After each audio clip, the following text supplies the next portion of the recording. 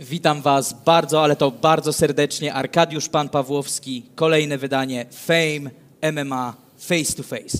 Dzisiaj zestawienie, na które naprawdę wszyscy bardzo długo czekali. Pytania, które dostawaliśmy zarówno od Was na social mediach fejmowych, jak i każdy z nas osobiście. No po prostu nie było końca pytań, czy będzie face to face Ferrariego i Polaka. Nie było to też łatwe. Chłopaki nie do końca też byli na to chętni, ale nie ukrywamy, chcieliście, Vox Populi, Vox Dei. Jest tutaj dzisiaj ze mną Amadeusz Ferrari. Witam bardzo serdecznie, cześć. Witam, cześć, siemanko. A także Adrian Polak, cześć. Cześć, witam, hej. Adrian Polak-Polański oczywiście. Będziemy mieli okazję tutaj sobie porozmawiać. Przypominam, jak zawsze face to face odbywa się na żywo. Czekamy na Wasze telefony, czekamy na Wasze pytania podrzucane na czacie. Chcemy, żeby ten program był jak najbardziej interaktywny, a tym bardziej no tutaj naprawdę jest o czym gadać. Widzę, jesteś cały... Tak, zawsze mi nogi chodzą. Okej, nogi Ci chodzą, ale to nie z nerwów, rozumiem? Nie, znaczy wiadomo, no, trochę wystąpienie publiczne, jakiś tam stresik, ale to i w podstawówce już zawsze. Okej, mam dokładnie to samo. Mi zawsze zarzucali mu choroba sieroca, latające nogi, no ale najważniejsze, żeby tutaj w rękach i nogach była pewność, kiedy to będzie najważniejsze 5 września. Tak czy siak, moi drodzy, zanim jeszcze oficjalnie zaczniemy, parę bardzo ważnych rzeczy. Oczywiście przypominamy Wam, że bilety nie wchodzą do sprzedaży oficjalnie, ale jest szansa, żebyście znaleźli się z nami 5 września w Łodzi na gali Fame MMA 7.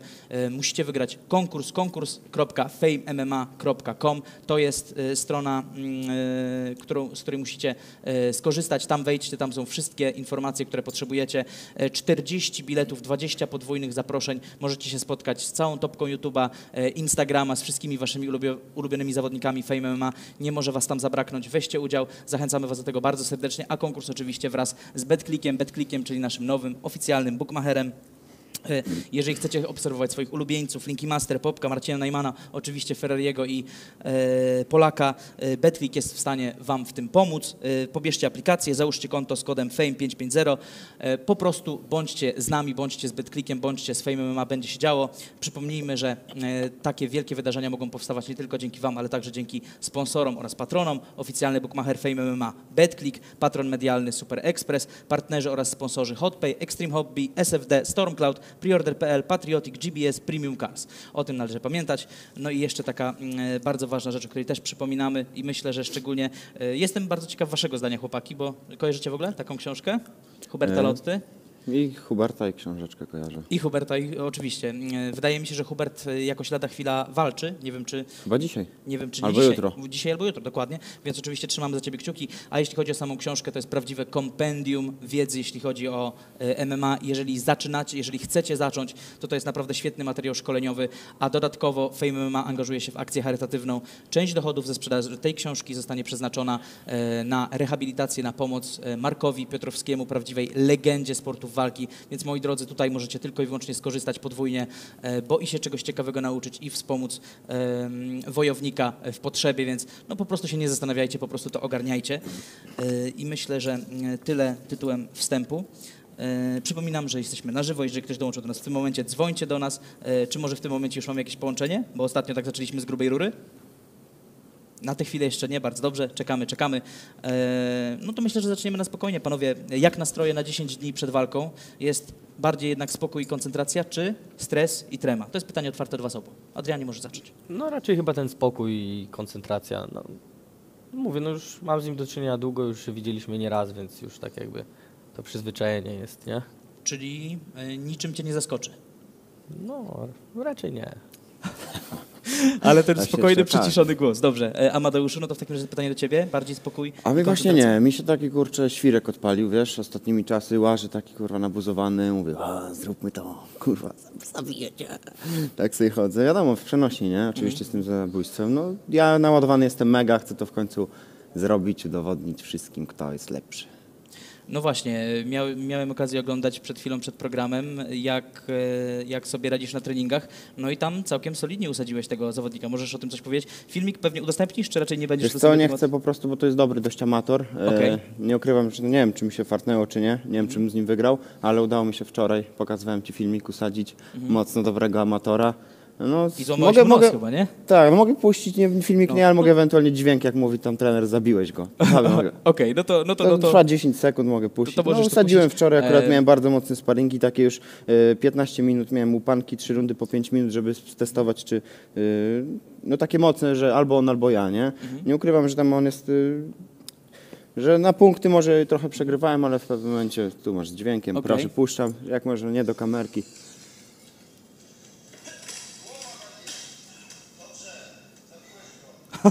Dobrze, zabiłeś Ty go. być następny. Rzeczywiście, no, czy Amadeusz to udostępni, czy nie, to już jego wola, ale rzeczywiście no, widzieliśmy i jest to bardzo okazałe. A tymczasem, Amadeuszu, widzisz, chyba od razu pewnie ten amator dzwoni o swoje. Ktoś do ciebie, ktoś do nas dzwoni. Kogo witam, kogo goszczę? Witam z tej strony Błażej. Witam serdecznie, Błażeju. Do kogo masz pytanie?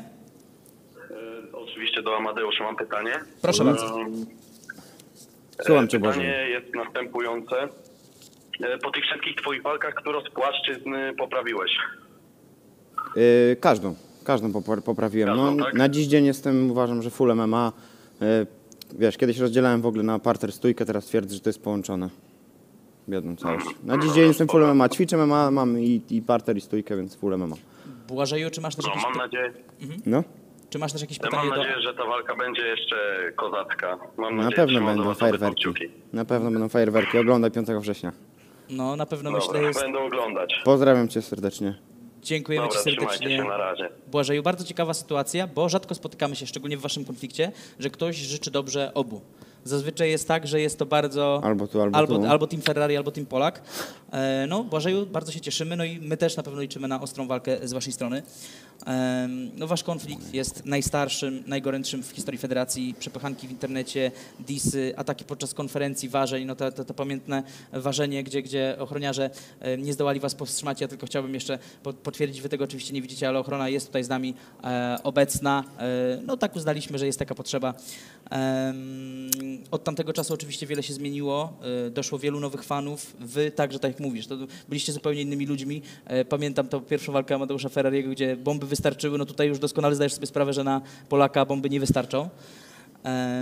Ale chciałem zapytać, bo nie wszyscy muszą być na bieżąco z waszą historią. Mamy fanów, którzy na przykład są z nami od tej gali, od poprzedniej gali i tak dalej. Dlatego w tym miejscu chciałbym poprosić was obu, żebyście powiedzieli, jak to się zaczęło. Amadeuszu, jak rozpoczął się ten konflikt? Konflikt? No konflikt rozpoczął się w takim programie internetowym, po prostu tam się pokłóciliśmy.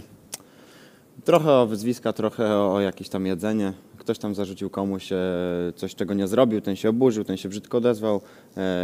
W sumie on się brzydko odezwał, ja odpowiedziałem z podwójną mocą. No i się pobiliśmy akurat tam poza kamerami, ale nas szybko rozdzielili. Tak. To wyglądało bynajmniej.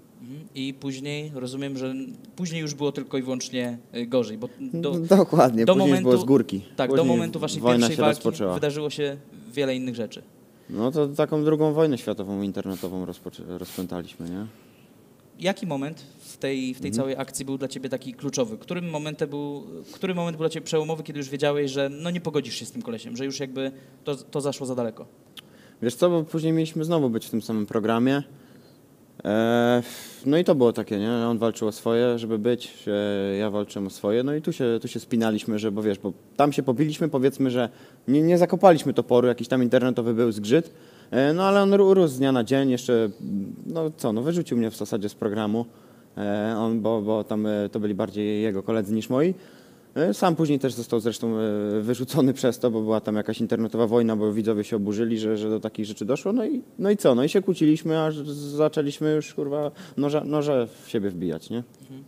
No ja chciałem tylko powiedzieć, że chciałem zwrócić uwagę na twój język ciała.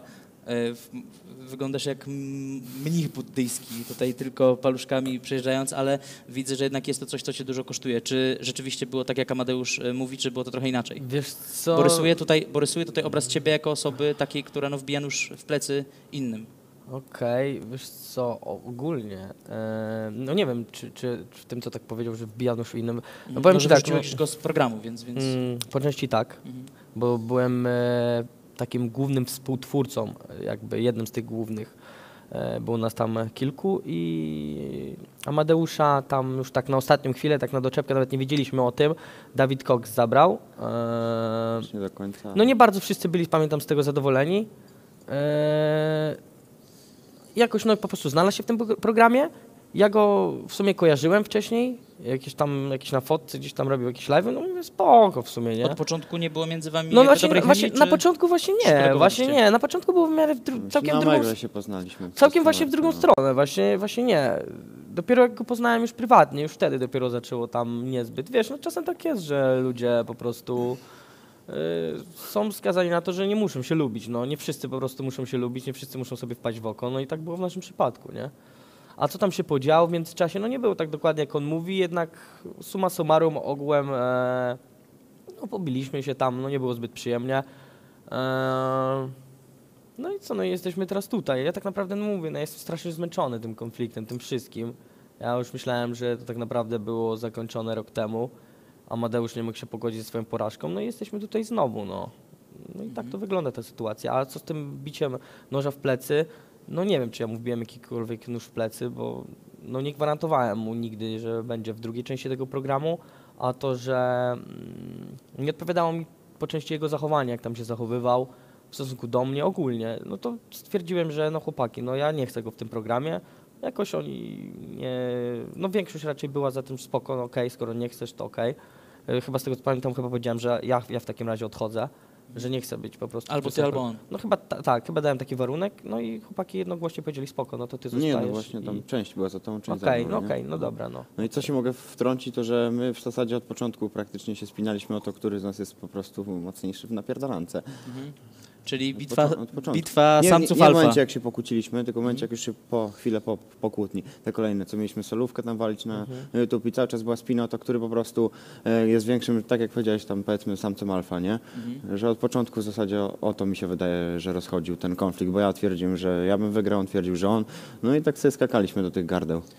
Bardzo ważne pytanie, które pojawia się na czacie, bardzo też ciekawe. Kto wygrał walkę w tym programie? Czyli kto wygrał tę walkę, której nie widzieliśmy? Tam nas generalnie szybko rozdzielono, więc tak jakby ciężko było stwierdzić zwycięzcę, nie? No tak z 10 sekund powiedzmy 15 No, trwało i coś już na nas takiego. wisieli, nie? Już, Więc tam... już było... No ale no, nie odpuszczę wam, musicie powiedzieć, który Wiesz co, zadał, no i że tak z powiem, mojej perspektywy mocniejszy to cios. wygląda tak, że ja dostałem w twarz i on dostał w twarz. Najbardziej mi się pamiętam, że nie spodobało, jak już trzymał mnie chyba Puczyński albo ktoś tam mnie złapał od tyłu, tak wiesz, nie wiem, czy to było duszenie czy coś i potem Amadeusz mi wtedy pamiętam uderzył i to mnie strasznie zdenerwowało, gdy już zostałem rozdzielony, nie? No tak, ale też To uderzyłeś podburzył- mnie z partyzanta pierwszy, Uderzyłem nie? cię jako Ja się pierwszy. spodziewałem, że będziemy się bić, ale dostałem z zaskoczenia mimo No wszystko. nie wiem, jak się przyjrzycie tam, jest to dobrze Ale widać. to- Lecisz do mnie z ręką, jest widać mój... To była moja odpowiedź na twój ruch. Ja wiem, że pamiętam Czyli bardzo dobrze nagranie akurat z tej to. sytuacji jest. W stylu, że jak ty Dobra, już na mnie to nie ruszyłeś, było no w to programie, wtedy ja ale- ciałem zareagowałem. Okej, no z ale mojej trafiłeś perspektywy pierwszy. to inaczej wyglądało. Ja widziałem, że leci na mnie twój cep, to szybko zareagowałem, uderzyłem cię. No ale mówię, no summa summarum myślę, że nie Ja ma na pewno tutaj pierwszy To tego... raz nagranie można zaatakowałem. gdzieś Co ciągnąć- zobaczyć, czy... Nie można tego zobaczyć, bo to jest poza... zobaczyć to może, znaczy generalnie jest tam ten urywek, coś tam idziemy i sobie skakać do gardeł, ale z całej... Tam nie widać nie widać praktycznie nic, jest jakiś tam cień, widać, że ktoś dostał strzał ale już no, poza tym. jak zainteresowani są, to tam coś tam znajdą zawsze, nie? Okej, dobrze. Adrianie, pytanie do ciebie od Karola. Witaj Karolu, cześć. Halo, halo? Mamy Karola na linii, czy nie? Tak, Witam serdecznie, Karolu. witam. No to proszę, zadaj swoje pytanie. To będzie pytanie do Adriana. W jakiej płaszczyźnie i mniej więcej w której rundzie chciałbyś zakończyć ten konflikt? Słuchaj, tutaj mogę ci odpowiedzieć jednoznacznie, zobaczymy 5 września, no. Niestety, wybacz, że moja odpowiedź nie jest zbyt satysfakcjonująca i wyczerpująca, no ale stety bądź niestety, no wolałbym raczej swoje czyny pokazać niż opowiadać. No właśnie chciałem powiedzieć, że tak jak Amadeusz dzisiaj po prostu gotowy do akcji, tak Adrian bardziej spokojny i no chyba, że tak powiem, pilnuje się, tak? Można tak Wiesz co, powiedzieć? No, stary, no wiesz, no mówię ci, no jestem strasznie już tym zmęczony. Ja już bym chciał mieć po prostu to za sobą, zakończyć to raz na zawsze konkretnie i iść swoim, wiesz, trybem życia, nie? To bo- jeszcze sobie poczekasz troszeczkę na trylogię. Dobrze, Karolu, czy masz jeszcze jakieś Wstałem, pytanie? Jeśli będziesz chciał rewanżu. Ogólnie to chciałbym powiedzieć, że jestem za Adrianem Polakiem. Dobrze, no to Pozdrawiamy, dziękuję bardzo. Team Polak. Dziękujemy serdecznie, Karolu. No właśnie, Amadeusz, bo mówisz tutaj o możliwej trylogii i to jest pytanie, które też jakby pytanie czy prośba od ludzi, że ludzie, widzicie, dla was to jest konflikt, a ludzie chcą chleba, ludzie chcą igrzysk, ludzie lubią, kiedy walczycie. No i po ostatnich 2 przegranych z Dawidem Malczyńskim i właśnie z Adrianem Polakiem, wiele osób uważa, że poza osobistym konfliktem i rozwiązaniem tego konfliktu to jest twoja walka o byt w Fame MMA. 3. porażka może ci zamknąć drogę do kolejnych walk. Jak się zapatrujesz na to? Bardzo możliwe, że tak by było. W sumie nie rozkminiam tego, po co trenowałem, po to jestem tu i teraz, żeby tego nie doszło. Wiadomo, to jest MMA zawsze może gdzieś tam, nie wiem, mogę się w jakąś klątwę złapać, albo może mnie trafić. Jeszcze nigdy mnie w życiu nikt nie trafił tak, żebym był gdzieś tam podłączony jakoś mocniej, więc myślę, że wchodzę, robię swoje. Czy można powiedzieć, że jeśli tutaj po raz kolejny pokonałbyś Amadeusza Ferrari, to będzie kolejny program, czy kolejna rzecz, z której byś go usunął? Nie, myślę, że ta walka to będzie po prostu raz na zawsze zakończenie tego wszystkiego. Gwarantuję, że nie. I czy on będzie chciał, czy nie, ja uważam, że po prostu to już za długo to trwa. Powiedziałeś, gwarantuję, że nie. Czy to oznacza, że po tej walce jakby dla ciebie to nie jest koniec konfliktu, dla niego też? Znaczy nie wiem, wiesz, dla mnie to może być zakończenie konfliktu. Jeśli jeden z nas przyjmie, wiesz, tak, jeśli będzie, najlepiej jakby to się skończyło przed czasem i wtedy ten, który dostał, po prostu przyjmuje porażkę na klatę i tyle, no ale czy tak się to skończy, nie wiem. Ostatnio coś tam, zresztą nieważne, co na tych internetach było. Nie no powiedz, my i tak tutaj tych internetowych rzeczy mamy sporo, No więc... co tam, no to wiesz, tu raz chce na sportowo, zaraz mówi, najpierw jak kurwa pokonam, to ma tam, nie wiem, przepraszać wszystkich w oktagonie, bla bla bla, wiesz, tak. No okej, no tak. No tak powiedziałem i podtrzymuję to. Chciałem dalej na sportowo, a ty no sam zresztą wiesz, jak się zachowywałeś. A to z tym przepraszaniem, no uważam, że należy się przeprosiny z twojej strony przeprosiłem publicznie, ale publicznie. słuchaj, twój live, nie każdy ogląda twoje transmisje, jednak walki nasze prędzej obejrzą wszyscy i uważam, że ze względu na to, jak się zachowywałeś w stosunku do osób trzecich, nie do mnie, bo wiadomo, my możemy... Adrian, ja bym prosił, żebyś mówił konkretnie, bo tak jak mówisz, nie wszyscy to oglądają, więc chcemy wiedzieć. Mówisz o osobach trzecich, o jakich sytuacjach mówisz? Chodzi o moich bliskich, o moją po prostu rodzinę, którą on dotykał i sobie pozwolił. Jedną osobę tylko dotknąłem No swojej i rodziny. uważam, że po prostu... Chociaż w necie gadasz, że różnych. No dobra, okej. twojej rodziny. I do tego piję, że po prostu powinieneś to zrobić publicznie przed tym i wtedy wiesz, wtedy pokażę tak jakby swoją klasę, no i coś, co mówisz, że masz. Czyli rozumiem, że od ciebie mogę wymagać tego samego. Przepraszam, Jak moje najbardziej. dziecko. Jak najbardziej. w Jeżeli, oktagonie. słuchaj, nie przypominam sobie, że Spoko, obraziłem mogę twoje, nie przypominam sobie, że obraziłem twoje dziecko i w taki sposób, przynajmniej nawet w ogóle nie pamiętam, a jeżeli nawet coś powiedziałem, to na pewno nie wyzywałem, nie obrażałem, a jeżeli to zrobiłem, Wyzwałeś. mogę teraz powiedzieć przepraszam twoje dziecko, bo ja mam jaja i uważam, że Dobrze, jestem no facetem wiesz, i facet ale ty- potrafi zmienić swoje zdanie, jeżeli nawet to zrobiłem, uważam, że to nie było odpowiednie i słuszne. No, mam nagranie akurat na telefonie, Okej. że tak było. No Więc okej. fajnie, ale wiesz, ty wymagasz w oktagonie, spoko. Tak, no Nie ma problemu. moment wejścia, Gitarka. moment wchodzenia na rodzinę, Tylko to już pamiętaj jest... też, że ty zrobiłeś to pierwszy. No może i tak, ale no może i tak. Może Nie i może, tak. No, tylko przeprosiłem publicznie za to. Publicznie, no zrobiłeś to na swojej transmisji. Tak jest. No, jeszcze w oktagonie i wtedy myślę, że będzie hit. Dobrze, ale na szczęście nie będę miał takiej potrzeby.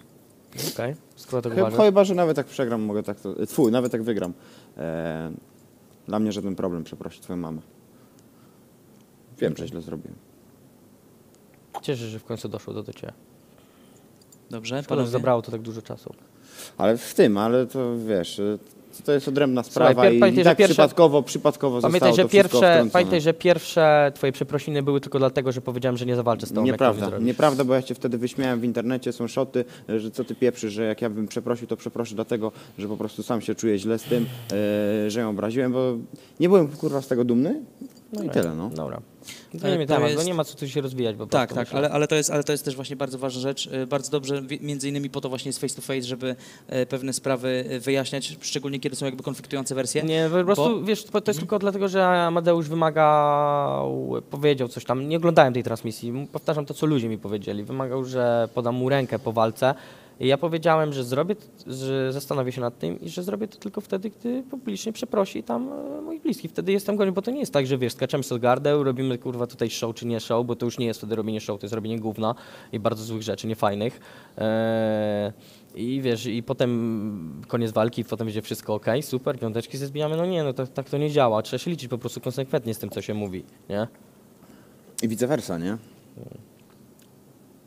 Dobrze, panowie, mamy kolejną osobę na linii. Ciekawie nam się, bardzo ciekawie nam się rozpoczyna ten face to face. Kogo witam, kogo goszczę? Dzień dobry, ja nazywam się Szymon, jestem z Grabowa. Witam serdecznie. Mam pytanie do obu panów. Proszę bardzo. To pierwsze pytanie do Adriana Polaka. No, co tam? Czemu nie walczysz z Amadeuszem w wadze Open, skoro jest konflikt? Czemu nie walczę W kategorii open, skoro jest konflikt. Okej. No jest to MMA, jednak zdaję sobie sprawę, że to jest, że on wymaga tej wagi open, jednak on nie zawsze ważył tam sobie 89, 87, 88 kg. Ustanowiliśmy taką wagę, jaką sam chciał, 77 kg, jak rozmawialiśmy w Gdańsku i walczymy w tej wadze. No tyle mogę powiedzieć. Pamiętaj, No, że to ale- jednak jest, pamiętaj jednak, że to jest dalej MMA, a nie walki uliczne, nie?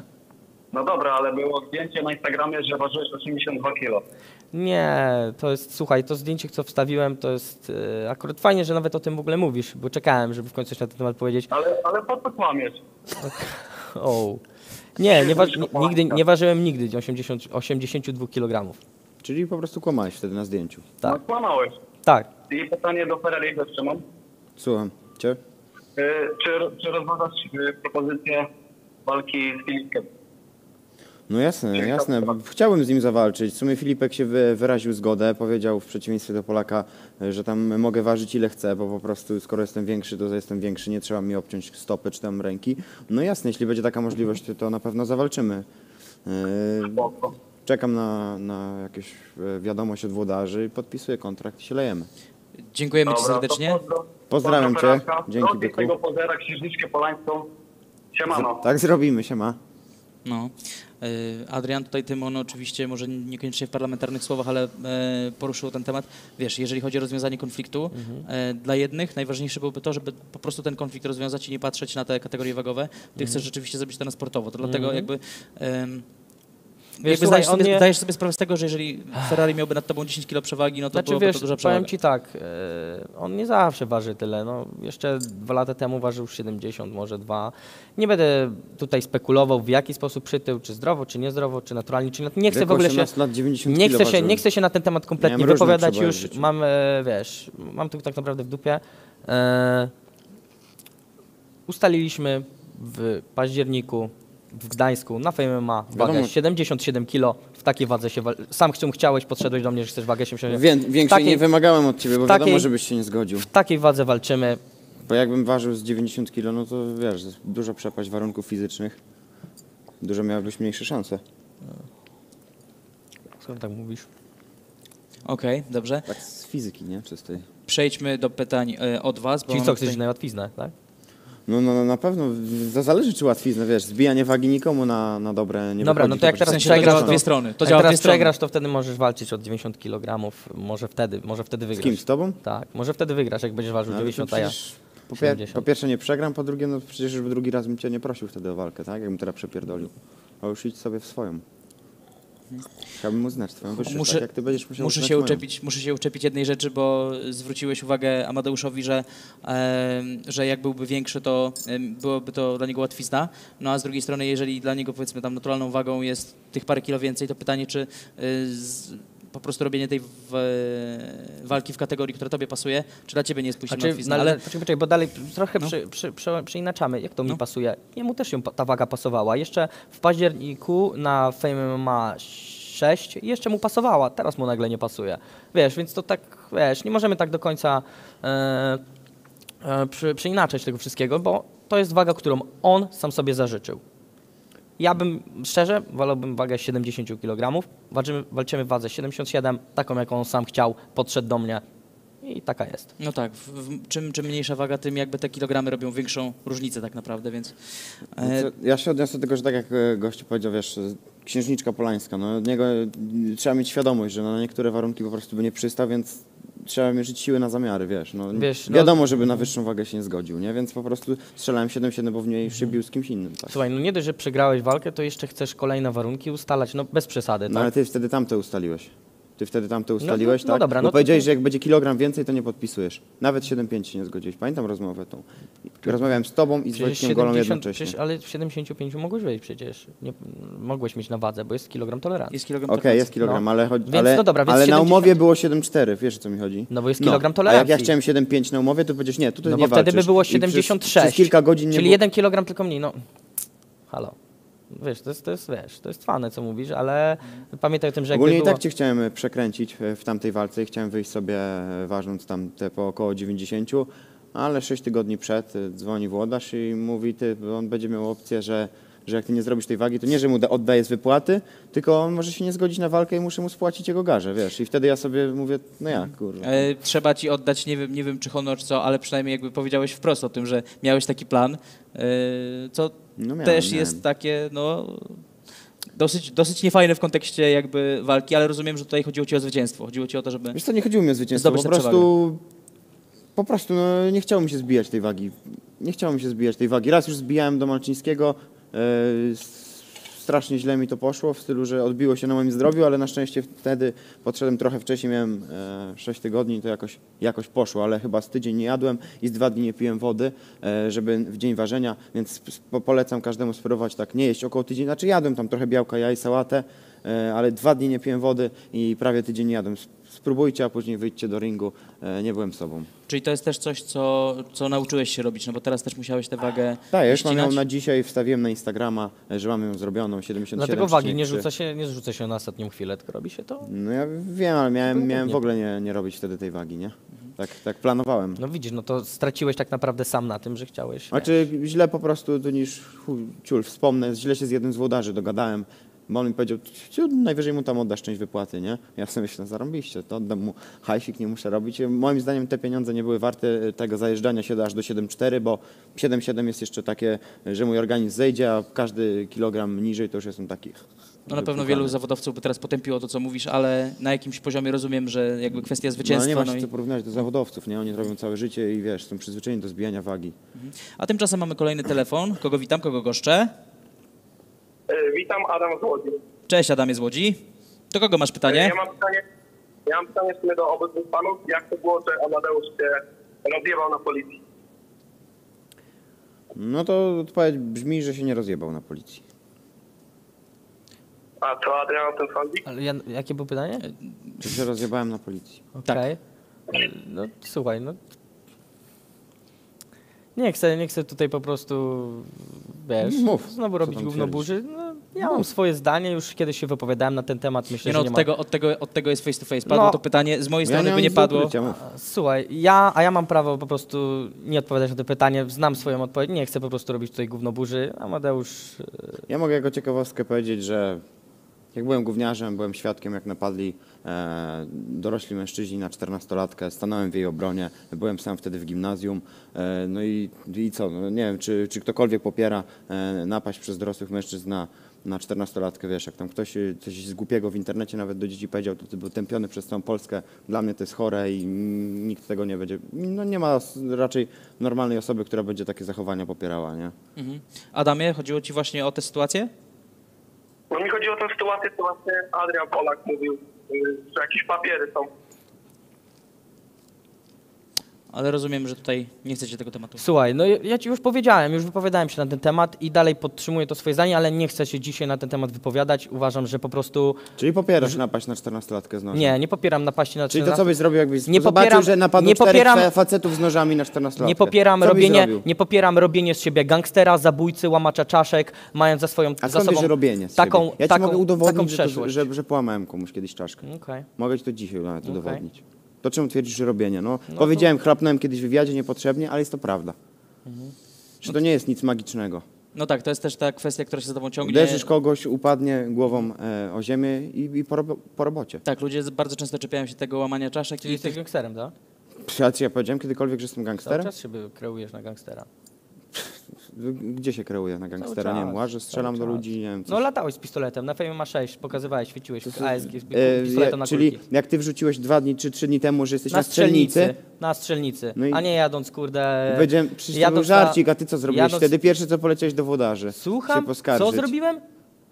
Śmieszny jesteś. No oczywiście, przecież poleciałeś chyba do Lipskiego czy do reszty. Co ty w bo mi ogóle świrujesz? przekazali. Jest tutaj Lipski, możemy się go spytać. Dawaj. No Po to co niech tak? przy- Ale, to niech przyjdzie. ale masz jakiś dowód na to, że jest poskarżony? Ja miałem tak No to nie mam dowodu, tak mi śmiałem, ja się powiedzieli. dowiedziałem dopiero po fakcie. Jak już to usunąłeś, dostałem filmik, z tego się śmiałem, bo akurat był ze mną kolega, który zna Czyli się tak, i ty od razu możesz widział. stawiać broń na Insta, jak ja sobie pobawię się tym pistolecikiem do ASG, to znaczy, że ja zgrywam Po gangstera, pierwsze, tak? zrobiłem to, jak byłem na strzelnicy ostatnio, a ty jechałeś na konferencję i jeszcze świeciłeś, pokazywałeś, idę po ciebie Polaczek, wiesz, takie Nie, akcje. tak nie powiedziałem. Powiedziałem, jedziemy na Fame MMA i pokazałem klamkę, nie powiedziałem. Nie A wspomniałem na o tobie, live ale już mów- wiedziałem, że pełne majtki. Tak, kto miał Że pełne? cię Ja miałem- zastrzelę. Nie. No nie, ja słyszałem informację, że ponoć poszedłeś na skargę. No dobra, okej. No. Okej, dobrze. Adamie, czy masz jeszcze jakieś pytanie? Nie, no to już nie, no to Team Pola i jebać kapuści. Okej, dziękujemy ci serdecznie, Adamie. No, Pozdro. tutaj, że tak powiem, face to face podwyższonego ryzyka, więc można się spodziewać i takich rzeczy. Chciałem zapytać teraz o sytuację, która przydarzyła się Amadeuszowi, o twoje zdanie, bo na pewno słyszałeś o tym, że samochód Amadeusza został zdewastowany. Pojawiły się tam nasprejowane napisy Team Polak. Jak zareagowałeś, kiedy się o tym dowiedziałeś? Szczerze... O kurczę. Spokojnie, co się dzieje? Szczerze? Tak, szczerze. Kompletnie nie wiedziałem nawet o tej sytuacji. Nawet mówiliśmy o tym na pierwszej konferencji. Nie zarejestrowałeś tego? Nie, w ogóle kompletnie, wiesz, ja tak jak już powiedziałem i podtrzymuję to dalej, ja w ogóle nie interesuję się tym, co on tam robi. Ja robię swoje i tyle, nie? Ale dowiedziałem się dopiero po fakcie i że to był jakiś prank i to była prowokacja. Tyle się tylko dowiedziałem. It's a prank, bro. Okej. Tego nie wychwyciłem, tak? Tak, to był prank. No na mnie zrobili tam pranka, pomalowali tak auto, wiesz. No, ale to, Okej, ale takimi zrywalnymi a mam jeszcze strojami. pytanie, wiedziałeś Okej. o tym, że to jest prank, czy nie? Nie wiedziałeś? Okej. Okej, ale to jest bardzo, bardzo jakby ważna informacja, czyli to był prank zrobiony na tobie, ale bez, w sensie, to nie jest tak, że ty zrobiłeś prank, żeby Nie, to wzięli poszło w takie świat? zmywalne spreje, tam A pomalowali. poczekaj, Okej. bo ja muszę mieć pewność. Czy wiedziałeś, że to się wydarzy? No ale że po to... co ja mam ci się z tego tłumaczyć? Wiedziałeś czy nie? No ale po co ja mam ci się z tego No tłumaczyć? przed chwilą powiedziałeś, że nie. Teraz nagle się wycofujesz.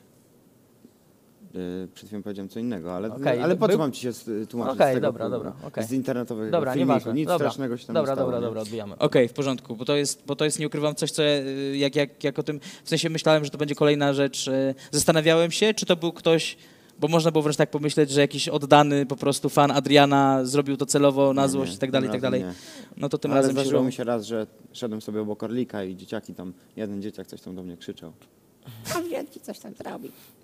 Okej, w porządku. A tymczasem chciałbym tylko gwoli wyjaśnienia. Dostałem informację od Piotra Lipskiego, że Adrian nie przyszedł na skargę do włodarzy, więc to jest... Więc po raz kolejny twoje To jest informacje. twój kolega, były to złe. cię obroni. Mój kolega? No spoko, no. Tak uważasz? No cóż, To Sam po co tak się mówił. popierasz? To po co popierasz jego słowa, teraz nagle mówisz, No że i mój kolega? sam miał do mnie o to pretensje Czyli, wtedy, czyli więc... co, twierdzisz, że kłamie? Ba- Nie pamiętam, wiesz, to było rok temu. Nie? Okej. Wiem, że dostałem informację, że ty polazłeś na skargę. Wydaje mi się, że to przekazał mi Lipski, ale pamiętam, że wtedy była zadyma, nawet mnie nie chcieli wpuścić, przeszukiwali mnie. Oczywiście tej broni nie miałem ze sobą. No i tyle. Okej, moi drodzy, ja wam tylko przypominam, że to jest Fame MMA Face to Face, Adrian Polak-Polański, Amadeusz Ferrari-Roślik. 5 września widzimy się na Fame MMA 7, kupujcie pay-per-view. Oczywiście każdy ma swojego reflinka, są też takie linki ogólne. Bardzo wielu zawodników przeznacza pieniądze z reflinków na jakieś cele charytatywne. Czy wy także macie już jakiś tam cel w głowie, czy... Wiesz co, ja to muszę zareklamować tego reflinka w ogóle, bo zrzucić sobie, bo jeszcze nie miałem okazji. Okej, no to I od myślę, dzisiaj- że od myślę, że dzisiaj masz teraz bardzo zacznę, dobrą także- okazję. Zapraszam, dzisiaj będzie swipe up u mnie na Instagramie. Okej. Możecie kupować. Yy, Z mojego reflinka. nie myślałem o tym, ale w sumie jak się zbierze jakaś sumka, mógłbym na jakiś fajny cel mógłbym oddać, nie ma problemu. Niech Tak, się bardzo, odzywają. bardzo wielu osób, Spoko. na przykład właśnie Stifler wspiera Tak, wiem, właśnie, zwierzęta i tak no dalej. właśnie wiem, że Stifler wspiera i tam dużo osób jak charytatywnie uderzają, to raczej do niego, ale jak odezwie się ktoś do mnie, kto potrzebuje pomocy, jak najbardziej myślę, że jej udzielę. Nie No ma więc problemu.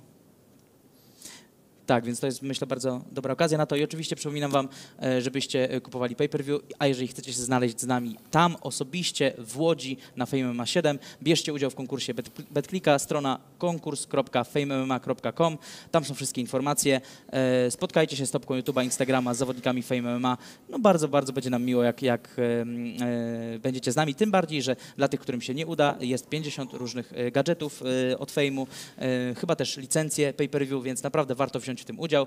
Korzystajcie, bo warto. A tymczasem mamy kolejną osobę na linii. Witam. Witam, jestem Dawid i mam pytanie do obu panów. Proszę bardzo.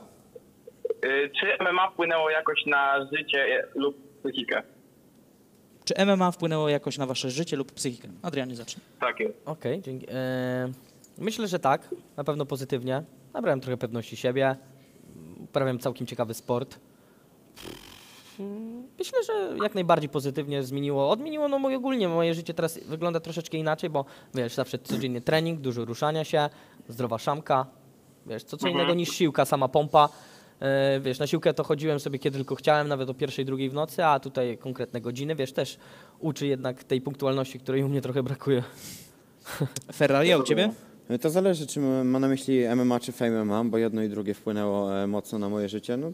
No też nabrałem troszeczkę pewności siebie, też miałem coś takiego, że nie muszę sobie już udowadniać coś tam jakimś ludziom pod dyskoteką, tylko mogę sobie wejść na salę, posparować, czy wejść do ringu, żeby udowodnić, czy jestem mocny, czy że tam się umiem bić, czy że w ogóle chęć sprawdzenia, nie? I pod innymi względami, czy jakoś super wpłynęło?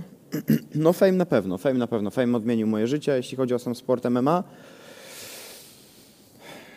nie wiem. Wydaje mi się, że na pewno w dużym stopniu, ale jakoś nie wiem, jak to ubrać w słowa. No na pewno popchnęło to twoją popularność mocno do przodu, No, prawda? dlatego mówię, Fame MMA, a MMA to też wiesz, jakaś tam ma różnica. Okej, jeszcze jakieś pytanie? Pytania, czy mógłbym pozdrowić? Oczywiście, proszę bardzo. Pozdrawiam Nowaka, Michaela i Tystaka z PS-a. Dziękuję bardzo. No to my także pozdrawiamy. Trzymaj się, cześć. Tutaj jest bardzo ciekawe pytanie. Przypominam, że możecie do nas nie tylko dzwonić, ale też pisać pytania na czacie i tutaj mamy parę bardzo fajnych pytań. Amadeusz, mówiłeś, że kto przegra, ten znika z internetu. Czy jak przegrasz, Tak, podtrzymujesz? słyszałem, że tak mówiłem. Słyszałem tak od niego. W zasadzie, a to była moja pierwsza propozycja, zanim my jeszcze walczyłem na Fame MMA, przed walką z Bystrzakiem, powiedziałem, że zapłacę 10 000 za to, żeby móc z nim zawalczyć, no bo w zasadzie ja do Fame'u głównie troszeczkę przez niego weszłem, bo Boxdel chciał doprowadzić do tej walki. Tak jest. No i co, powiedziałem, że zapłacę 10 000, a jak przegram, to mogę zniknąć z internetu, ale wtedy Polak nie chciał tej walki, więc tą ofertę odrzucił, więc to całe gadanie, że obiecałem, że zniknę z internetu, jest po prostu kłamstwem lub przeinaczeniem oferty, którą odrzucił. Mhm. A jak to wygląda z twojej strony? Czy, jak wygląda kwestia w ogóle otrzymania tej oferty i czy w przypadku, gdybyś przegrał tę walkę, to No słuchaj, no godzisz się na coś takiego? wiesz, to męczył mi strasznie bułę, wtedy nie chciałem kompletnie z nim mieć walki, wiesz, no nie oszukujmy się, no Fame MMA, tak, chciałem też coś tak jakby zgarnąć z tego, nie chciałem mu nic dawać, po prostu sam sobie to wziął ode mnie, co chciał. Generalnie co? Na live jakimś powiedział właśnie, że jeżeli przegra ze mną walkę, to znika z internetu. No i tyle, ale no co, no Czyli teraz... to było jednostronne.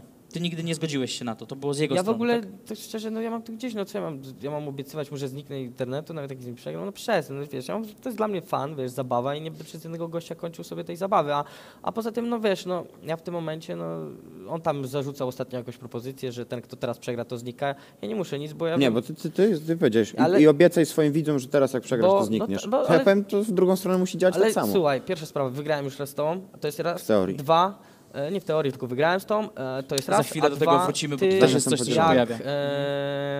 Teraz przegrasz, to raczej już w fejmie, no... Gwarantuję ci, że miejsca- tak nie będzie. miejsca nie Masz moją obietnicę, że tak nie będzie. Okej. Będziesz się czuł świetnie z tym? Jak przegram? No już 3. raz pod rząd? To zależy, bo ogólnie ja Może tamtej wtedy walki spokorniejesz. nie do końca. Może wtedy Kurde, ale spokorniejesz. stary, patrz, ty mówisz o pokorze, ja bym powiedział, że ostatnimi czasy ja przy tobie byłem dużo bardziej pokorny. Moim zdaniem ty grasz pod publiczkę. Okej.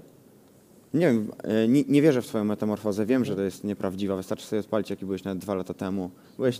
Byłeś cwaniaczkiem, tylko że ja w przeciwieństwie do ciebie, jak jestem cwaniaczkiem, to jestem sobą i jestem sobą do końca, ty grasz kogoś pod publikę. Ja dobrze sobie zdaję z tego sprawę. Jakoś się do tego odniesiesz, czy... Dużo tego powiedział. Może kiedyś Że po grasz pod prostu nie publikę, byłem... to tak. Może kiedyś po prostu nie byłem sobą. Do końca wiesz, jak to jest. Wojtek Gola dużo podkręcał, zawsze mówił dymy przed każdą konferencją. Raczej tam nie byłem sobą. Ja ogólnie jestem mega fajnym, przyjaznym, spokojnym gościem, ale jak ktoś mi zajdzie za skórę, to wiadomo, jakoś tam... No nie, spineczkę również miałem się wbijam. kłócił. Ja od strony, której ja poznałem jego postać w internecie w tamtym czasie, tam miałem z nim okazję ileś tam razy przez jakąś tam kamerkę internetową porozmawiać, to zupełnie był inny niż jest obecnie. Wiadomo, ludzie się zmieniają, ale ja wiem, że ta zmiana jest pod publikę. A tymczasem kolejne pytanie od was. Kogo mam na linii? Dzień dobry, dzień dobry. Witam serdecznie. Ja jestem Waldemar z Białegostoku. Cześć, witam serdecznie, pozdrawiam Podlasie. A, dziękuję bardzo, przyda się. Do kogo Ja pytanie? Ja mam pytanie do Amadeusza. Proszę Słucham bardzo. cię. Wcześniej mówiąc, nie jestem ani Team Polak, ani Team Ferrari.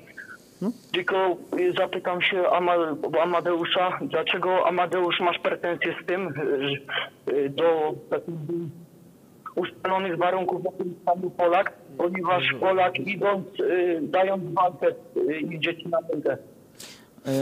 Że Polak dając mi walkę idzie mi na rękę. No z swojej Bo perspektywy przegrałeś. może tak wyglądać, ale w rzeczywistości to nie ja sobie wykrzyczałem tą walkę, tylko ludzie sobie wykrzyczeli tą walkę.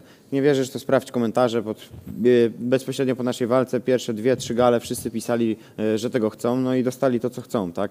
Nie wiem, nie wiem, wiadomo, że ja też się wtrącałem w to wszystko, bo chciałem tego rewanżu, ale to nie ja sobie wykrzyczałem tą walkę, tylko ludzie, którzy się jarali, nie wiem, naszą walką, konfliktem, po prostu ją wykrzyczeli. Myślę, że wiele osób się z tym nie zgodzi. Myślę, że wiele osób jednak będzie, bo ze względu na to, jak, no też na twoją osobowość i na twój sposób bycia, wiele osób będzie uważało, że to jednak ty jakby dążyłeś do tej, bo powiedziałeś, nawet w wywiadzie, bezpośrednio po wszystkim powiedziałeś, że to nie jest koniec. Oczywiście, że powiedziałem, że to nie jest koniec.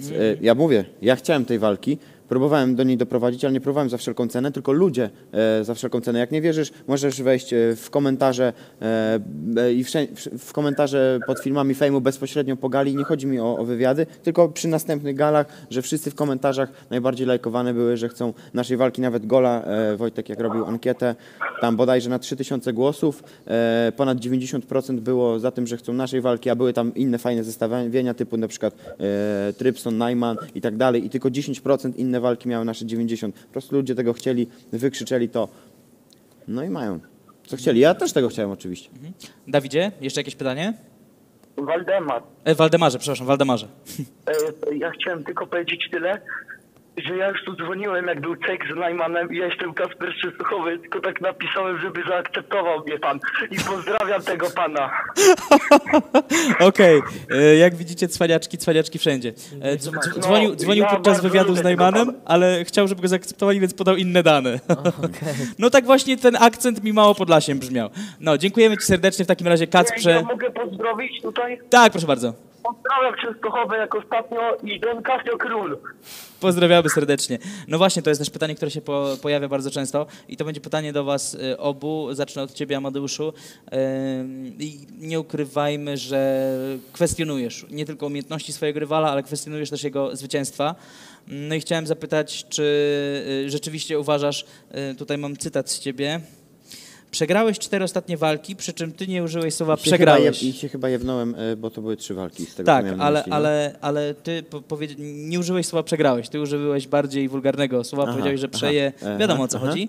No i chciałem zapytać, czy rzeczywiście tak uważasz, czy to jest właśnie twoja jakby forma podgrzania tej walki? Wiesz co, ja ci powiem tak, uważam, że prawidłowym werdyktem w mojej walce z nim byłby tak naprawdę remis, więc słowo przegrana jest troszeczkę nad wyraz, bo ja uważam, że ja byłem tą pokrzywdzoną osobą. Prawidłowy werdykt to jest remis, pierwsza on, druga ja lub remis i trzecia na moją korzyść.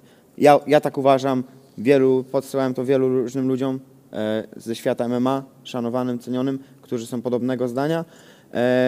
No a jeśli chodzi o jego ostatnią walkę z Malczyńskim, uważam, że to Dawid był górą, no, po prostu tak uważam. No a wcześniej to Kasiusz, to już to wszyscy już wiedzą, tak? Adrian, jak to wygląda z twojej perspektywy? Kasiusza to jak najbardziej nie neguję, też wiesz, wiadomo, No zresztą że- tam decyzja została odwołana, tak, więc jakby ale tam... wiesz, to też jest prawda taka, że ja świeżo po walce, ja też nie potrafiłem ocenić, jak ten przebieg walki. Słyszałem, moja ręka była podniesiona, cieszyłem się z tego, wiesz, obejrzałem sam potem walkę i tak mówię, wow, coś tu nie tak, nie?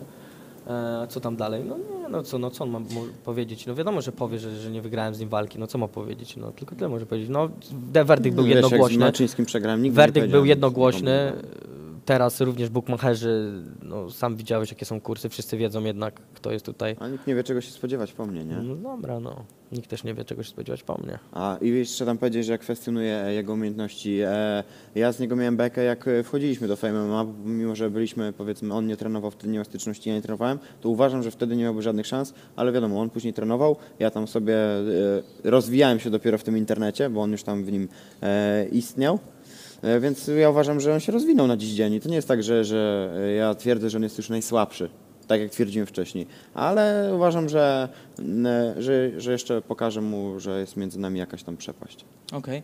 A tymczasem mamy kolejny telefon i dostałem informację, że to Gracjan. Ostatnim razem Gracjan to był Don Casio. I teraz pytanie, czy Gracjan, czy jednak nie ten Gracjan? Kogo witam, kogo goszczę? Casio Król. Ja, cześć Casio. Witam panie Pawłowski. Witam serdecznie i o zdrowie pytam, no i o ucho pytam przede wszystkim. Co tam z uchem? Słuchem jest coraz lepiej, mam nadzieję, że cały czas jestem w gotowości, w razie co jakby coś nie Loni dostawy i się stało, to i tak jestem gotowy na walkę. Więc To trzymamy jak w takim coś razie, wrażenie, niech mają to na uwadze. trzymamy kciuki za ucho w takim razie.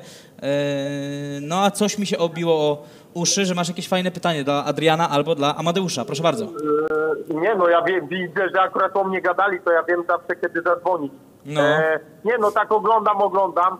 Wiem, że mam pierwszy wynik w oglądalności 43 000 i tak patrzę, A ile jest ludzi? czekam na te dymy, a tu patrzę sobie tak w dupę wchodzą, że się zastanawiam, czy w sumie w Warszawie jestem, to mogę ciastka im podgrzeć jak coś do kawy. No panowie, No my już sobie, wiesz, trochę wbijaliśmy tych noży w plecy. Czy będą sobie w dupę jak wchodzić, czy to jest... Myślę, że bardziej... Pogodzili, czy co? Myślę, że bardziej chodzi o to po prostu, że jest to tak odgrzewany kurwa kotlet, że nas już to chyba, bynajmniej mnie już No to to zaczęło męczyć. Tutaj siedzieć i go bluzgać, że jeśli chodzi, wiesz, ja mu chcę po prostu spuścić w pierdol, udowodnić, że jestem lepszy, a co mam, siedzieć i go bluzgać tutaj, wiesz, o co chodzi. Aha, no to jak tak, to okej. No dobra, jakbyście potrzebowali ciastek czy coś, bo to ja jestem w Warszawie, to śmiało mówcie, to wam podwiozę i kawę, nie? Dobra. Bo do rekordu, przypominam wam chłopacy, że mój rekord jest A ile jest ludzi? 43 000, wam brakuje 3 000, ale jak będzie taka stypa, 3000 to nie osób. pobijecie. Dobra, zaraz 10 000? podkręcimy. Więc, i dzisiaj do wygrania są jak coś rękawice, w których przegrałem z Polańskim na walce u mnie na live, więc po cage'u wbijajcie do mnie na live'a. Piona. a masz też te rękawice, w których wygrałeś z Polańskim? No to są te same. To No są właśnie, te same, no te właśnie. Przegrane i wygrane. Dobrze, Casio, dziękujemy ci serdecznie. Jak coś, to śmiało te ciastka dzwońcie, bo ja jestem w gotowości trzeźwy, więc autem mogę szybko podbiec. Nikt ci to w to Casio nie uwierzy. Teraz jak masz walkę odwołaną, nikt ci nie uwierzy w to, że jesteś trzeźwy. Adres zna, niech przyjeżdża. Tak, adres znasz. Bo jeszcze czekam tydzień, w razie co, może włodarze zmienią decyzję, może lekarz zmieni, to przyjadę, rozwalę lupę. No to trzymamy kciuki w takim razie. Trzymaj się, Don Pozdro Casio. od Gracjana i pozdrówcie Don Casio Króla. Pozdrawiamy Pozdro. serdecznie jednego i drugiego. A do centrali informacja, jak się łączy Gracjan, nie wrzucać na linię, nie wrzucać. Nie, śmieję się, dobrze. No to zapowiadałeś takie fajerwerki przy jego telefonie, a teraz wiesz. No wiesz, ale powiedział swoją opinię i wydaje mi się, że to jest też opinia szczera, bo jednak ludzie oczekują od was tego ognia i myślę, że ten ogień... nie ukrywam- Wydaje mi się, że najbardziej oczekują chyba szczerości w tym wszystkim i kurde, wydaje mi się, że jakby tutaj byśmy teraz pluli na siebie, moim zdaniem bynajmniej, wydaje mi się, że to Ja nie byłoby w chuj ukrywam- sztuczne. Że przyszedłem z nastawieniem, żeby coś tam zadymić, sprowokować, ale no jak on jest opanowany i tak dalej, no to co będę go rzucał cały czas błotem w niego i go próbował wyprowadzić. Tak naprawdę my już się od jakiegoś czasu kłócimy tylko o to, który jest lepszy na piąchę. No właśnie, ale chciałem tyle, zapytać, chociaż- chciałem zapytać cię, Adrian, bo mówiliśmy troszkę o tych właśnie prowokacjach, o tych technikach manipulacyjnych. To jest coś, co jest dla mnie bardzo ciekawe. No nie do końca ci to wyszło, bo tam kazali ci zgasić tego peta. Słabe to było. To zależy, bo chucham ci w twarz, ty jesteś wściekły i w końcu wtedy nikt nie narzeka, że nie ma dymów. Okej. Dosłownie, jest dym. No i właśnie chciałem zapytać, że, bo na konferencji nie chciałeś się na ten temat wypowiedzieć, no poza tym, że powiedziałeś, że dym papierosowy bardzo cię wkurza, no ale teraz chciałbym, żebyś jednak zabrał głos. Co sądzisz o takim podejściu rywala? Czy takie zachowanie bardziej cię bawi, czy irytuje, czy jedno i drugie? To już takie nudne, monotonne. No czuję, że to po prostu na Nie, to siłę było coś już. nowego. Na siłę. Czuję, że to jest po prostu na siłę. Nie wiem, on na siłę zawsze próbował jakoś tam pokazać niby tą wyższość. Wydaje mi się, że powinien skupić się na tym, co najważniejsze, żebyśmy sobie ostro dali po prostu po mordzie w klatce i tam pokazali, zrobili największe show, bo wydaje mi się, że to jest chyba najważniejsze, nie, że mówią, było show przed walką, a w klatce nie było, nie? Wolałbym, żeby był właśnie mniejszy show przed, a w klatce dopiero, żeby była bomba i wtedy jest najbardziej zauważalna i doceniana walka. Jeszcze jedno ważne pytanie, bo twój rywal sugerował podczas konferencji, że gdybyś wiedział, że jest w formie, to byś nie brał tej walki. Bałbyś się tej walki i to dlatego Amadeusz symulował, że nie trenuje, że nie zrobi wagi i tak dalej, i tak dalej. Jak jest naprawdę? Czy rzeczywiście, gdybyś wiedział, że walczysz z najlepszą wersją Amadeusza Ferrariego, myślę, że jakby taką spotkasz w oktagonie 5 września, gdybyś to wiedział od początku, to nie chciałbyś tej walki? Oczywiście, żebym chciał. A ja dowiedziałem się o tym, że że nie trenuję, czy tam symuluję, czy co, to dopiero po podpisaniu kontraktu. Tam ludzie zaczęli wypisywać, wiesz. Ja to tak naprawdę takie tłumaczę. Ja totalnie nie interesuję się, co on tam robi. Ludzie do mnie po prostu wypisywali. Jeżeli jest na przykład 50 000 wiadomości na jeden temat, no to w końcu zauważę, tak? No i tam ludzie mi tam znajomi, wspólni nasi, czy tam dalsi wspólni, widzieli go, byli z nim na imprezie. No i tak, wiesz, Wrzuciłem też tego samego dnia na Instagrama. Doszło, że byłem wiesz, na imprezie. mnie to o uszy, ale wydaje mi się, że nie, że jak najbardziej, jak jest najlepszej wersji, super, bo ja też w takiej jestem, to będzie zajebista walka, chciałbym dać znowu najlepszą, nie chcę, wiesz, też obrastać się w pychę, no, ale podobno poprzednia walka nasza była zajebista, jedna z najlepszych i chciałbym, żeby ta przebiła poprzednią. No właśnie, tutaj Adrian wspomniał o twoim imprezowaniu. Jak jest z tym imprezowaniem? Czy teraz pod walkę rzeczywiście jakby zbastowałeś z tym, wstrzymujesz się? Czy jednak starasz się wyważyć jedno z drugim, bo jednak Amadeusz Ferrari musi być Amadeuszem Ferrari? Nie, no wiesz, końcówka przygotowań to absolutnie nie ma mowy o żadnym imprezowaniu, a wcześniej będzie tak, starałem się jak nigdy dotąd. Ale jeśli na przykład miałem, nieczęsto bywam tam w Warszawie, w jakichś większych miastach, jak sobie przyjechałem na jakieś nagrywki czy coś, one zawsze były w weekend najczęściej, to korzystałem sobie z okazji, piątek, sobota na przykład i faktycznie poszedłem sobie na imprezę, ale czy to było kilkadziesiąt razy, czy to było kilka razy, to bliżej do tych kilku razy, nie?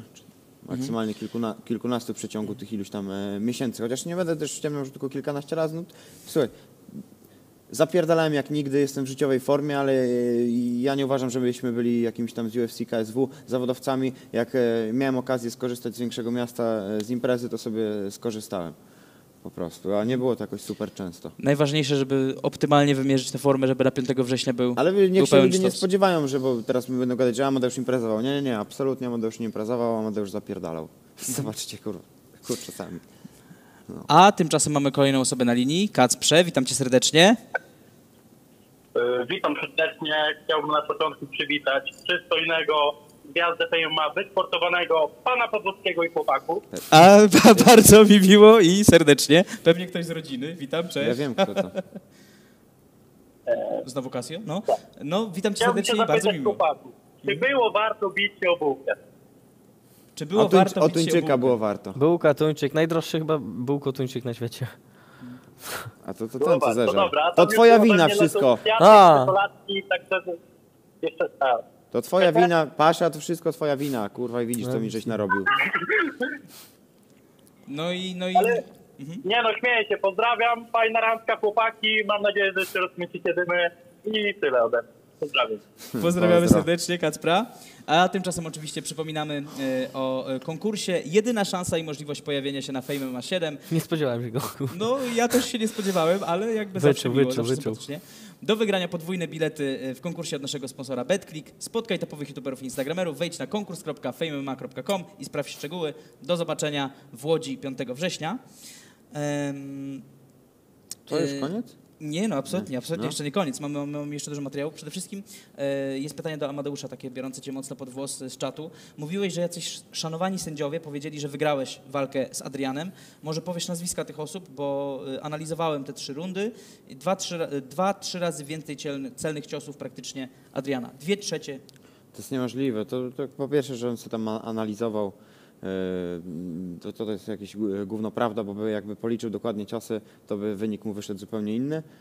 A jeśli chodzi o tych sędziów, wiesz co, nie będę ich podawał, bo nie wiem, czy oni sobie życzą, żebym ja mówił, że oni wygłaszają taką teorię, tym bardziej, że on ma duży fanbase i ci ludzie zaraz od niego wejdą na tych ludzi, więc po prostu na dziś dzień nie. Może się spytam jakiej, no zobaczymy, może myślę, że w ogóle tak przeczuwam, nie wiem, nie jestem pewny, że Fame ma wrzuci tą walkę. Będzie wrzucona. Tak? No, tak przeczuwam właśnie, że... A kolejna sprawa, odwoływałeś się To od tej sobie- walki i kompletnie inni sędziowie, też profesjonalni, liczyli ci sami, wszystko. Ci sami. Wiem, że Jarosz był w ich składzie. Okej. A Jarosz sędziował naszą walkę? Nie sędziował, ale tą, No, odwołanie sędziował Jarosz. A Jarosz to jest przecież twój też znajomy, tam byłeś z nim na treningu czy coś? Nie jest mój znajomy, to jest człowiek, którego poznałem no dobra, przed no ale, Fame MMA. no okej, no to i on też sprawdził tą walkę, no i również zadecydował, że jednak jest na moją korzyść. I walka była jednogłośna, a nie jednogłośna. No dobrze, Adrianku, no wygrałeś z Malczyńskim, wygrałeś na dziś ze mną. Myślę, że nie ma co wracać do poprzedniej. Skupmy się na następnej. Czyli jednak przyznałeś w końcu, dobrze, cieszę się. Nie, ja uważam, że był remis. Ja uważam, okay. że Czyli był... jednak nie, okej. Ale bardzo Ale dobrze. za to będzie, No proszę. No ale teraz będziemy mieli czarno na białym, jest 9 minut, wtedy było 6. Tak naprawdę ciężko oceniać na przykład niektóre dwuminutowe rundy w naszej walce. Jak była jakaś tam runda szalenie wyrównana, to jak rzut monetą, czy jemu, czy mi. Bo powiedziałeś o dwóch bardzo ważnych rzeczach, więc na początku właśnie może zaczniemy od tego. Adrian, doskonale wiesz, że Amadeusz nie odpuści, o ile któryś z was tutaj po prostu nie padnie. Jeżeli ty nie znokautujesz jego, albo on nie znokautuje ciebie, to nadal będzie taka akcja. Do momentu, kiedy jakby oddaje się to w ręce sędziów, to nigdy nie ma takiego, nie ma czarno na białym, jak mówi Amadeusz. No niby czarno na białym nie, ale... Więc pytanie, czy jesteś, Jakby czy myślisz, że jesteś w stanie znokautować Amadeusza? Myślę, że jestem, ale powiem tylko tyle. Nieważne, czy będzie to knockout, czy nie będzie, czy uduszenie, czy co to będzie. Wystarczy, że będzie moja ręka podniesiona ku górze, więcej się już nie spotkamy i nie licz na to kompletnie. No to ja ci gwarantuję, że może się spotkamy, chyba że ci się odechce po tym spotkaniu, bo zrozumiesz, że jednak trenujący regularnie Ferrari, jak podwyższyłem swój poziom umiejętności, to zupełnie inny człowiek niż ten, z którym się spotkałeś, tym bardziej, że ta waga naprawdę tydzień nie jeść około, bo ja nie mówię, że nic nie jadłem, ale jakieś samo białko, jaj, sałata, 2 dni nie picia wody, uwierz mi, niska waga, nie byłem sobą. No i tyle. No i kolejna rzecz, bo wspomniałeś nazwisko Dawida Malczyńskiego i Dawid Malczyński to jest na pewno osoba, która się będzie bardzo uważnie tej walce przyglądać. Pytanie do ciebie. Czy uważasz, że bez względu na wynik tego pojedynku należy ci się walka o pas mistrzowski z Dawidem Malczyńskim, czy jeśli byś tę walkę przegrał, to cię zepchnie z fotela pretendenta do pasa Więc mistrzowskiego? tak, wygrałem już z nim w UK, więc myślę, że jak najbardziej mi się należy, ale nie czułbym się jakoś super zajebiście przegrywając z nim i potem miałem walkę o pas. No nie czułbym się z tym zbyt dobrze, ale mimo wszystko, no tak jak powiedziałem, no walka jak najbardziej mi się wydaje, że mi się należy. W ogóle ten pas, bardzo mi na nim zależy i fajnie by było, jakby do tej walki doszło. Mhm. Powiedz mi, Amadeuszu, bo Adrian trenuje między innymi z Anzorem Ażijewem. Takie nazwisko naprawdę budzi respekt. Pytanie, czy w jakiś sposób cię to deprymuje, wiedząc, no, że pracuje tak naprawdę jednym z najlepszych. To zależy, wiesz, jeśli chodzi o MMA, no to na pewno pracuję z jednym z najlepszych swego czasu tam w Polsce, jeśli chodzi o jego karierę w KSW, ale ja też pracuję z bardzo dobrymi fachowcami. Na przykład mój główny trener jest zapaśnikiem, był tam mistrzem Polski, mistrzem Europy i to w takich najbardziej szanujących się, nie federacjach, tylko nie organizacjach. Chodzi mi o te grupy, które robią zawody w zapasach. Chodził do klasy z trenerem głównym, trenerem Ankosu, są kolegami, wiesz, to jest ta sama szkoła, także naprawdę mam bardzo dobrą szkołę. Ma Czarni Słupsk, zapraszam wszystkich ze Słupska na treningi. Skoro ja się tam mnóstwo nauczyłem, to myślę, że i oni dadzą radę. Okej. Jest, myślę, bardzo ciekawe pytanie do ciebie, bo przeciwnik na konferencji wspominał o tym, że w ramach przygotowań do walki z tobą chciał wziąć udział w zawodach amatorskiej ligi MMA. Dokładnie, tak. Ale ostatecznie do tego nie doszło. Nie doszło, bo musiałem przyjechać na nagrywki, a po nagrywkach od razu była konferencja, jakoś dzień czy 2 później. Do trailera były nagrywki, nie? I pytanie do ciebie, jak oceniałbyś jego szanse w zestawieniu z innymi adeptami MMA z naszego kraju? No w końcu doskonale go znasz, wiesz co potrafi. Jak oceniasz go w zestawieniu z... Ale nie znam jego przeciwników, nie wiem co by tam pokazał. W sumie mnie tylko interesuje, co pokaże za 10 dni. Okej. A ty uważasz, że mógłbyś z nimi powalczyć? To zależy z kim, wiesz, jakby mi dali takiego, powiedzmy, Hubertę Lotte, co tam ileś tam lat poświęcił, jest najlepszym motorem w Polsce, no to logiczne jest, że prawdopodobnie bym przegrał. Ale jakbym dostał jakiegoś tam normalnego matora, co ćwiczy 2-3 lata, to różnie się, wiesz, ja nie wiem, z kim bym tam wyszedł tak naprawdę, nie? Ja bym pojechał po prostu, bo to było chyba 8 czy 9, 8 to chyba było, nie jestem pewny, naprawdę, tak mi się wydaje, miałem po prostu jechać, sprawdzić się, bo chciałem wyjść, po prostu miał być sprawdzian przed nim, nie? Zobaczyć jak to jest, nie na sparingu, czy tylko już na żywioł, nie? Na żywioł. No to jest zupełnie inny poziom. Chciałem zapytać Cię jeszcze, Adrianie, bo twierdziłeś bardzo często właśnie na live'ach i też w odpowiedziach na jego wiadomości, że Ferrari jest typem człowieka, który bardzo dużo gada, że ciągle szuka wymówek, mało robi i tak naprawdę to, co on robi teraz i przez cały czas i na konferencjach prowadzi do tego, że jak przegra walkę, będzie miał wymówkę. Bo nie trenował, bo robił to, bo robił tamto, bo kategoria wagowa nie taka i tak dalej, i tak dalej. I rozumiem, że w przypadku, gdyby Ferrari z Tobą wygrał, żadnych wymówek nie będzie. Z mojej strony? Z Twojej strony. Ja słuchaj, no ja jestem cały czas w treningu. No kurde, nie szukam żadnych wymówek i zrobię wszystko, żeby do tej walki wyjść w jak najlepszej formie. Już w sumie zrobiłem. Z mojej strony nie będzie na pewno żadnych wymówek. A tymczasem mamy kolejną W osobę. sumie nigdy nie było. Mamy kolejną osobę na linii. Halo, halo. Dzień dobry, Maciej z Torunia. Witam serdecznie, Maciej z Torunia. Do kogo masz pytanie? Tak, ja bym chciał przede wszystkim Amadeusza pozdrowić, bo widziałem go osobiście na Centralnym w Warszawie jakiś tydzień albo 2 temu. Także był tam z ekipą, także pozdrawiam. Ale trenował czy imprezował? Ja nawet nie wiem, czy byłem tydzień czy Nie, dwa temu. na dworcu centralnym w Warszawie, także chyba na pociąg jechali. Nie, tydzień Tak, dwa miałbym temu? pytanie też jeszcze Miesiąc do temu. Amadeusza, czy jak wygrasz z Polakiem, czy chciałbyś jeszcze mieć jakąś taką inną walkę, którą bardzo byś chciał dostać z kimś z Fejmu, albo może w ogóle kto jeszcze nie walczy z Fejmem? Wiesz co, jest dużo ciekawych walk, które chciałem stoczyć. Na pewno jeśli bym się zrewanżował Polakowi, to chciałbym się zrewanżować Malczyńskiemu. Czy to będzie na następnej gali, czy nie. Jest ciekawy Filipek. Teraz widziałem, że Pączek wchodzi. Miałeś tam, mój oponent miał tam okazję z nim posparować, że Pączek wchodzi do Fame MMA. Jak stoczy jedną, powiedzmy, walkę, dwie, żeby jakieś tam doświadczenie złapał, bo pewnie nie chciałby. Ja co prawda chłopaków z WK bardzo szanuję, Pączka też lubię. Dla mnie byli swego czasu moi ulubieni youtuberzy, ale na sportowo na przykład z takim Pączkiem chętnie bym zawalczył. Taki przykład, no. O, super, dobra. No to chciałbym pozdrowić wszystkich, chciałbym też powiedzieć, że chciałem pogratulować z całej organizacji właśnie pomysłów przede wszystkim, bo naprawdę jak widzę jak się rozwijacie, to super to wygląda, także Ale co Szapoba. chciałbym jeszcze zaznaczyć, to że bardzo mi zależy, żeby zdobyć tak naprawdę ten pas Fame MMA, bo uważam, że jeśli będę trenował, to uważam, że jestem w stanie zdominować kategorię 77 w Fame MMA. i tego Ci życzę. Dzięki, Okej, pozdrawiam Cię. dziękujemy Ci serdecznie i pozdrawiamy cały Toruń. To jest mega ciekawe, ale jest tak wiele rzeczy, jest tak wiele słów, które padły z Waszej strony. Na przykład dla mnie taką ciekawą rzeczą było to, jak na konferencji w prezentacji zawodników uczepiłeś się tematu matury z matematyki i jest to coś, co uważam, że zasługuje na wyjaśnienie, bo Ty nagrywałeś o tym story i mówiłeś, że to jest w ogóle bójda, że to jest chwycenie jakby tematu, który nie istnieje. I mam pytanie tak naprawdę do Ciebie. Czy takimi personalnymi wycieczkami chcesz po prostu jeszcze bardziej sprowokować rywala? I pytanie do Ciebie, skąd się w ogóle wzięło to, skoro mówisz, że to nie jest poparte faktami? Bo no, wydaje mi się, że po prostu on szuka, wiesz, dookoła, nie ma gdzie mnie zaczepić mnie bezpośrednio, no jesteśmy już z tego, Amadeusz jest z tego znany w konflikcie ze mną, że zaczepia wszystkie rzeczy wokół mnie, a nie tylko głównie mnie. Nie wiem, naprawdę nie mam pojęcia, skąd to się wzięło. W sumie no, nie jestem w żaden sposób winny, i żeby się z tego tłumaczyć, a tym bardziej no, gdzie tutaj matura do walk, do Fame MMA, prawda?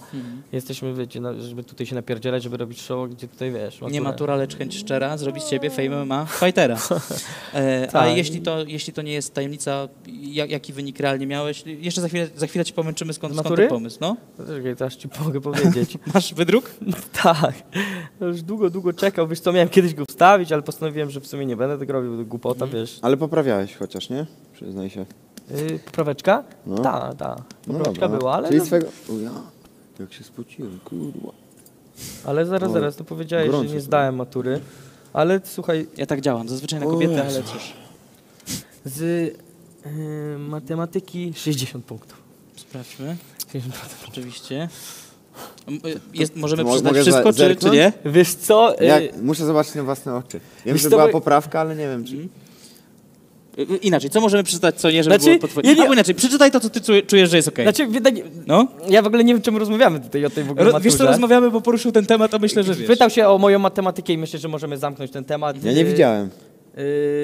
No nie musisz widzieć. Ważne, że on widzi. Ja widziałem, wszystko wiem.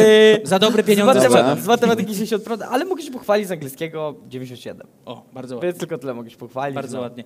Są tam wyniki lepsze, są tam wyniki gorsze, ale... Wiesz, ale słuchaj, ja nigdy wszyscy prymusem... jesteśmy ludźmi. jakimś Ale chyba zajebistym- z ustnego. Prymusem... Nie, z pisanego. Ja akurat nigdy, jakimś prymusem zajebistym nigdy nie byłem.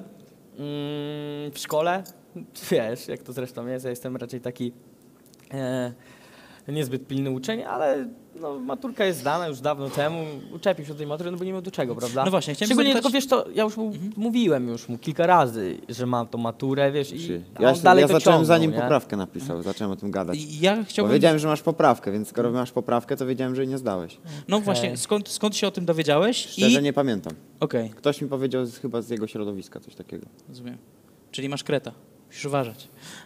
Raczej nie. A dlaczego uważasz, że to jest jakby dobra rzecz do uczepienia się w momencie, kiedy no rzeczywiście... Bo on tam jakieś obliczenia zastosowywał, wiesz, i tam ja się po prostu dopierdoliłem, że przecież ty kurczę nie masz matury, Ale co no, ty będziesz to już obliczał. był taki stary, nudny żart, bo to już jest, wiesz, on już to ciągnie długo, cały czas o tej maturze gada, nie?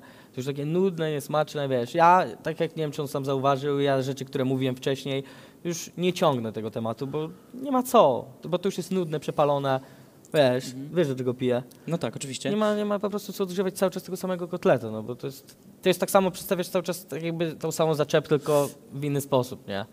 Wiesz, o co chodzi? A Nudne. ja właśnie mam zarąbistą Nudne. teczkę z brudami, nie? Zajebistą, taką sobie przygotowałem, że... Proszę bardzo. Że naprawdę, no taką dawaj. mam tę czuchę, że Gratuluję, normalnie, powiem ci. że aż właśnie troszeczkę liczyłem, że właśnie, żebyśmy podgrzewali te wszystkie kotlety, żebyśmy się... Bo ja chętnie odpowiem ogniem. No dobrze, no to powiem proszę ci bardzo, spoko, dawaj że- 3 jakieś takie bomby. Że zajmujesz się dalej, wiesz, moim życiem prywatnym, jakimiś tam fajnymi rzeczami, zamiast sobą, treningami, wiesz o co chodzi. Ja już, no ale wiesz, ja już ci mówiłem ostatnio, nie wiem czy pamiętasz, rozmawialiśmy, powiedziałem ci, że mam wyjebany już to, naprawdę nie będę sztucznego, bo teraz to by było sztuczne z mojej strony. Jestem spokojnym gościem, jestem, wiesz, już wydaje mi się, że na tyle dorosły, że siedząc kurwa naprzeciwko ciebie przy jednym stole z 2 szklankami wody nie będę wyzywał cię od najgorszych, a tym się różnimy, że ty lubisz napędzać ten sztuczny dym, nie? I jara cię to, kręci to. Sztuczny początkowo był mega niesztuczny, nie? Początkowo był mega niesztuczny, okej, ale i tak podkręcałeś. Nienawidziliśmy, ale no skoro podchodzisz w taki sposób tam, że tak to nazwę, nie prujesz się do mnie i tak dalej, odzywasz się z szacunkiem, no to ciężko nie zagrać dość podobnie, nie? Pomimo, że nie za bardzo cię lubię, to wiesz. Nie musimy się lubić. To no podchodzisz do mnie w ten sposób, to ja się w miarę dostosowuję, no ale no, nie ukrywam, że tę czuchę sobie przygotowałem, No to nie, specjalnie no, wczoraj jakby w research momencie- zrobiłem. W momencie, kiedy wiemy o teczusze, musimy dowiedzieć się chociaż jakieś 3 ciekawostki. Tylko prosiłbym cię... Ja wiem teraz brudy, będę wyciągał się, Tylko mamy prosiłbym się cię, napierdalać, nie będę je- jakichś z- brudów zostawimy wyciągał. To w sumie to też jest słabe z twojej strony, że jakiś tutaj chce każe wyciągać, wiesz o co chodzi. Ja też mógłbym powiedzieć, że wiesz, że coś tam mogę, ale i się powstrzymuję, bo nie ma sensu, wiesz. Ja po prostu- Wydaje mi się, że powinniśmy się skupić na tym, co jest najważniejsze, czyli na naszym konflikcie i na naszej walce 5, a nie... Czy bardziej Po prostu chodziło, jakichś bardziej, syfach, bardziej, na swój chodziło, bardziej temat, chodziło nie? mi o coś takiego, że w przypadku, gdyby to było coś w stylu tej matury z matematyki, to jest to coś, co można zbić. Mhm. Bo ja też nie będę ukrywał. Ja tutaj pełnię rolę dziennikarską, ja tutaj Musisz ciągnąć nie za jestem. język, no. Ja tutaj jestem odciągnięcie za język, nie jestem. Ja nie uważam, żeby moim zadaniem było podkręcanie dymów i tak dalej. Ja chcę dojść jakoś do prawdy, do faktów i tak dalej. Ja osobiście uważam, że w momencie, kiedy wychodzi na przykład taki fakt o tej matematyce i jest to coś, co no, nie ma po prostu, jakby nie jest prawdziwe, to jest to dobre miejsce na to, żeby to zdementować po prostu. I bardziej chodzi mi o taką sytuację, No, ale w momencie, kiedy jakieś te brudy, steczki kiedyś wyjdą, no to chyba lepiej, tak jak mówisz, nie każdy ogląda jego live, albo nie każdy będzie miał okazję zobaczyć twoją odpowiedź. A tutaj, czy podczas walki, czy tak dalej, czy wiesz, wywiady w oktagonie, to są te miejsca, gdzie najwięcej osób, no ogląda nas 40 000 ludzi w tym momencie. Bardziej widzę A rekord widzę był w taki jaki? sposób. 43 bodajże. Kurde. Dobra, dzisiaj wyrzucę brudy. Na Instagrama, wbijajcie na Instagrama, też prawie wszystkie brudy na Polaka dzisiaj wrzucane. No i teraz sobie podkręcił temat. Dobrze. Wszystkie. Mamy jeszcze Zobaczycie. kogoś na linii? Mamy kogoś na linii. Kogo mamy na linii? Dobry wieczór, z tej strony Jakub z Konia. Witamy serdecznie. Dobry wieczór. Proszę bardzo. Chciałbym się zapytać, panie Arku, czy chciałby pan kupić wiśnię? Czy chciałbym kupić wiśnie? Dokładnie. A po ile chodzą? 6 zł za kilo. O, proszę pana, no to dobra cena. proszę zapisać numer, ja będę oddzwaniał. A jest jakieś poważne pytanie dla Adriana lub Amadeusza? Bo chciałbym zapytać, czy będzie może siłowanie na rękę, bo tu chłopaki są na czacie. Tak, no właśnie chciałem powiedzieć, że zostawiłem to na koniec, ponieważ czat domaga się siłowania na rękę i chciałbym, żebyśmy to zrobili, ale żebyśmy zrobili to w bezpiecznych warunkach, dlatego ja teraz opróżnię ten No to stolik. ja teraz od razu powiem, że nie, bo ja zawsze po siłowaniu na rękę zawsze mnie boli przedramię całe. Ja powiem to samo I z wam- mojej strony, to nie chodzi o kwestię przegrania czy nie. Tak. Mógłbym się z nim zmierzyć w czymś, co nie jest kontuzjogenne, bez rozgrzewki, A ja stawy mogą ja boleć. pamiętam każde moje spotkanie na Ja siłowanie tak na samo rękę, mam. potem przez tydzień albo nawet Ścięgna dłużej bolą, stawy. Więc ja jestem osobiście... No więc To niestety jest tej kontuzjogenne. prośby nie będziemy w stanie spełnić. 9 dni przed walką. Ale nie za bez chwileczkę- sensu. totalnie, ale za że zaraz się chwileczkę- napierdalamy, więc... Ale za to chwileczkę siłowanie na odbędzie się rękę. face to face, później konferencja, ważenie, więc na pewno jeszcze Jeszcze będzie dużo okazja fajerwerków będzie przed nami, myślę, że, na konfrontację. że ludzie się nie obrażą. Także dziękuję ci serdecznie. Mnie z jednej strony trochę przykro, że w takiej, kurczę, powiedzmy, miłej atmosferze to wszystko przebiega, bo tak, kurczę, zawsze słynąłem z tego, że coś zadymy, ale no mówię, to już jest za bardzo odgrzewany kotlet, no nie będę mu na siłę, kurwa, nie wiem, wody teraz w twarz wylewał, żeby go wkurzyć, chociaż... A ja nie będę was, mogło być dobre. a ja nie będę was do Tak tego, poczułem w głębi. a ja nie będę was do tego namawiał. Czekamy na ostatnie pytania od was, możecie do nas Ważne zadzwonić, by możecie do było. nas napisać. Tak? Odważne mówię by było. No teraz na to wpadę, no. Czy coś co? Nie, nic. A jest w ogóle jeszcze woda? Nie to, żebym chciał go oblewać. Chciałem Aha. się po prostu jeszcze napić. Częstuj się moją, nie pita. Na pewno? To może Tak. podzielimy się na pół, co? Mm, Gdzie na mordko? Dobrze. Tak czy siak, panowie, za chwileczkę nastąpi face to face. Będę miał do was jeszcze jedno bardzo ważne pytanie, zanim to nastąpi. A w międzyczasie chciałbym wam oczywiście przypomnieć o tym, że widzimy się 5 września w Łodzi. Bilety nie wchodzą do sprzedaży, więc bardzo ważne jest to, że jeżeli chcecie z nami tam być, to musicie wziąć udział w konkursie, oczywiście w konkursie BetClicka, naszego oficjalnego bookmachera Fame MMA. Polecam kupować pay-per-view z mojego linka. Jak się zgłosi do mnie jakieś fajne stowarzyszenie charytatywne, bardzo chętnie je pomogę. O. I oddam 100% wypłaty z swojej pay-per-view. Nie mam z tym najmniejszego problemu. No to wiecie, że bardzo ważne. Jeżeli będzie oczywiście jakaś fajna suma, bo jeżeli tam się uzbierze, no nie wiem, Teraz- 400 zł, to tak Nie mogę być gorszy Teraz w jak takim on to, razie. teraz jak Nie on to mogę być zrobi, ty tego nie gorszy. zrobisz, to wychodzisz na Ja górę. jeszcze dołożę 200 zł od siebie. Okej, no to widzimy każdy wedle swoich Elegancko. potrzeb Tak. i możliwości, jak to się mówi. Tak czy siak, kochani, oczywiście zachęcam was do tego, kupujcie pay-per-view z dowolnego linka, czy po prostu z tego ogólnego, czy z linka Polaka, czy z linka Ferrariego, Wow, czy z tu linka jest gorący, Stifla stary. i tak dalej, i tak dalej, i tak dalej. No, to taka się dziwię, że atmosfera. on w bluzie siedzi, nie wiem, serio. Taka atmosfera. Przypominamy wam oczywiście o tym, żebyście... Stresujesz się po prostu może. Przypominam wam oczywiście o tym, żebyście Spocony taki. pobierali... No nie dadzą mi powiedzieć, no nie dadzą mi mojej pracy wykonać. Kurde, tak to masz było pretensje. gadać wcześniej, Dobra, było wcześniej sorry. robić tym. Sorry, no. sorry, już. Przypominam o tym, żebyście pobierali aplikację BetClicka. Pobierzcie aplikację, załóżcie konto z kodem FAME550. Żyjcie pełnią życia. Oczywiście dziękujemy naszym sponsorom. Oficjalny bookmacher Fame MMA BetClick, patron medialny Super Express, partnerzy oraz sponsorzy HotPay, Extreme Hobby, SFD, Stormcloud, Preorder.pl, Patriotic, GBS, Premium Cars. No i oczywiście przypominamy o tym, żebyście kupowali książkę Huberta Lotty, tego właśnie, który dzisiaj, czy bodajże jutro tam ma swoją kolejną walkę. Prawdziwa pozycja obowiązkowa, jeśli chodzi o materiał szkoleniowy. Panowie, czy wy Początkujących, może... fajna sprawa. Ja już Czytaliście już? Czy... Dostałem od niego egzemplarz, gdy byłem na sesji nagraniowej. Przeczytałem. Ciekawa sprawa dla początkujących, jak najbardziej fajna. No, więc jeżeli... Spoko, bo też...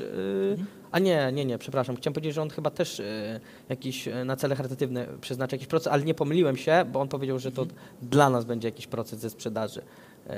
Jak pomożemy mu, to tam Nie, pomyliło motyw mi jest się. taki, że jakby część dochodów ze sprzedaży idzie na cele pana Marka Piotrowskiego, legendy sportu walki. Czyli jednak. Wspieramy, okej. tak, wspieramy tutaj rehabilitację legendy sportu walki Marka Piotrowskiego, więc moi drodzy, przyjemne, z pożytecznym, win-win situation, szczególnie, że polecana przez Karola Matuszczaka, Marka Drażdżyńskiego, Andrzeja Kościelskiego, naprawdę wielkie nazwiska, jeśli chodzi o polskie sporty walki, więc nie możecie przegapić tej książki. Hubert Lotta, pierwsze kroki MMA, sporty walki dla każdego, ogarniajcie, ogarniajcie.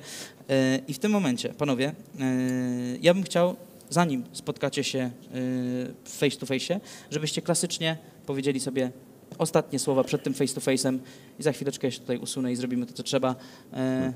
Amadeuszu, the floor is yours, jak się mówi. Czekaj, muszę pomyśleć chwilę, co A chciał to w powiedzieć, jak międzyczasie, takie- dobrze, to mam pomyśl, z bo przekazem, mamy jeszcze no. kogoś na linii, prawda? Mamy Jakuba, tak? Słucham? Witam serdecznie, panie Jakubie, cześć. Dzień dobry. Do kogo ma pan pytanie? Ja mam pytanie do Polaka i Ferrariego. A proszę bardzo. Najpierw do Polaka, czy jest szansa na rewanż z Kasiuszem w Openie? W ogóle się nad tym nie zastanawiałem i muszę cię przeprosić, ale nie chciałbym odpowiadać na gorąco. I mi się wydaje, że ja temat z Kasiuszem mam raczej zamknięty i to chyba nie jest przeciwnik dla mnie. Gabarytowo i umiejętnościowo chyba wydaje mi się, że lepszy. Jeżeli Kasiusz sam będzie chciał kiedyś może taką walkę, ale nie w kategorii open, bo myślę, że to raczej... No sami widzieliśmy, jak poprzednia walka wyglądała, nie było zbyt łatwo. Jednak przetrwałem. W sumie myślę, że też dużo pokazałem dzięki temu, charakterek między innymi. Na ten moment nie widzę takiej walki. Myślę, że Kasiusz też chyba raczej nie. Okej, i pytanie do Ferrariego? Mianowicie, czy te ruchy nóg i rąk to przez nerwy, czy coś brałeś przed... Wiesz co, w ogóle nie przez nerwy, jak widzisz, siedzę tutaj, wypowiadam się wyluzowany, wylajtowany, tylko że po prostu nogi zawsze mi tak latają, wiesz? Czasami na live'ach mi piszą, że co ty się tak trzęsiesz, a ja w rzeczywistości nie trzęsę, tylko tak mi nogi chodzą, no już jestem taki nadpobudliwy na co dzień. Po prostu Amadeusz cały czas słyszy muzykę i aż mu nóżka chodzi, no. Tak mam od dziecka. Ogólnie to się chyba nazywa zespół niespokojnych nóg. Może tak być. No najważniejsze, żeby w oktagonie nogi odpowiednio uspokoić. pracowały. Tak, odpowiednio pracowały i tak dalej. Dziękujemy ci serdecznie. Ja jeszcze tylko po raz ostatni przypomnę o konkursie. Jedyna szansa i możliwość pojawienia się na Fame MMA 7 do wygrania podwójne bilety w konkursie od naszego sponsora BetClick. Spotkaj topowych youtuberów i instagramerów. Wejdź na konkurs.famemma.com i sprawdź szczegóły. Do zobaczenia w Łodzi. I teraz, panowie, ja oficjalnie usuwam się wam z drogi, a wy Co? przygotujcie A nie- się do face to face'a. Coś tam miałem mu powiedzieć, tak? Ale właśnie, mieliśmy mieliśmy sobie jeszcze coś Dobrze. powiedzieć. Albo dobra, no to jeszcze w takim razie, Okej, proszę, ostatnie słowa. to pierwszy? Amadeusz Ferrari. No to ja chciałem powiedzieć, że Adrian zawsze taki kozak przez neta, na żywo siedzi potulny jak baranek i że w ringu po prostu staniesz zniszczony, zobaczysz. Okej. Trenowałem po to, żeby ci udowodnić, kurwa, raz na zawsze, który z nas jest lepszy. I że to skończy się prawdopodobnie przed czasem, nie chcę obiecywać, ale zrobię wszystko, co w mojej mocy, bo wiem, że on jest na jakimś poziomie, będziemy się tak ostro upać, że jestem pewny, że to się skończy przed czasem. Okej. No ja już ci udowodniłem, co miałem ci udowodnić, udowodnię ci to jeszcze raz. Co tam jeszcze miałem powiedzieć? No przygotuj się, bo będzie naprawdę ciężko. Mam nadzieję, że damy dobrą waleczkę. Już jestem przygotowany i nie uważam, żebyś mi udowodnił. Już to raz zrobiłem. Walka się zrobię to skończyła, że drugi. leżałem na tobie, wiesz. Słuchaj, To, że już nie było czasu po prostu, bo się runda skończyła, ale jak było 9 minut, to jeszcze bym leżał na tobie dalej słuchaj, no, i bił. a walka zaczęła się tak, że leżałeś na glebie po 10 sekundach. No to prawda, ale nie wiem, tak szczerze nie jestem pewny, czy to było po ciosie, czy przy spotknięciu, ale wstałem Dobra. tak szybko, że nawet nie zdążyłeś do mnie dojść. Okej. Dobrze, drodzy Państwo, myślę, że to jest już czas na face to face'a. Oni jeszcze się spotkają na konferencji, na ważeniu i oczywiście, co najważniejsze, 5 września w oktagonie. To jest ten czas, to jest ta chwila. Chodźcie, panowie. Ochroniarze w gotowości.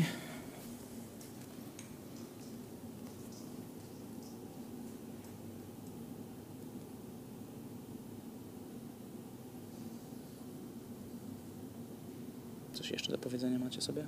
Do zobaczenia. Będzie cię bolała ta porażka, zobaczysz. Zobaczysz. Pewność siebie cię zje. Obiecuję ci po raz drugi. Zobaczysz. Mnie też troszeczkę pobolała ta porażka. Zobaczysz, teraz to jest twoja kolej. Wiem, ty też czujesz coś w głębi, że jest nie tak, co? Ty myślisz, że pewnie upatrywałeś swojej szansy, że nie trenowałem i tak dalej. Zobaczysz, co ukryłem. Nie, w drugą Zobaczysz, stronę. co ukryłem. Właśnie nie, liczyłem na to, że będziesz trenował i to bardzo. Uwierz mi, że jakbym wiedział, że nie trenowałeś, to miałbym to w dupie i nie przygotowywał się. Skoro raz wygrałem, to wygrałbym i drugi. Dlatego też się bardziej przygotowałem, jeszcze bardziej niż wczśniej. Także spodziewaj się Dużo mojej szczęścia miałeś w tamtej walce i nie uważam ją za wygraną. Okej, Wiesz, to że teraz była będzie, wyrównana. to teraz będzie i szczęście, i umiejętności. I vice versa. Vice versa. Powodzenia. Dobrze. Dziękujemy Wam bardzo serdecznie. Bądźcie z nami już w najbliższą niedzielę na konferencji Fame MMA. Chudziutki jesteś. Będzie się działo. No do końca. To już koniec, tak?